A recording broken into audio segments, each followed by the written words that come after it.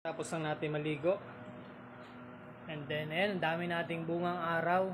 Siyempre, a-apply natin yan ng Pisan. Pisan prickly heat. Ayan, kakabili ko lang dito sa mall. Ayan. Effective to. Ayan, kakatapos ko lang maligo. Siguro mamaya, pag natuyo yung ano natin. Expiration nito is June 11, 2026 pa. Kakabili ko lang nito kahapon sa Robinson. Mamaya apply na natin para mabawasan yung kate.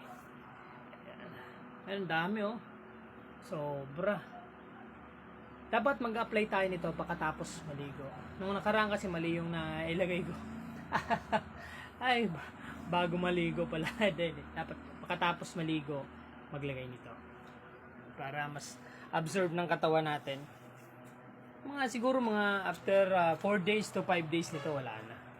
Tapos, iwas din tayo sa malalansang pagkain.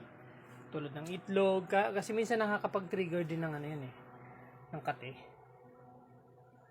Ayan, manok. Basta yung mga pagkain na ano. Marara kung sa Bicol. Ayan. Ayan, ang dami oh.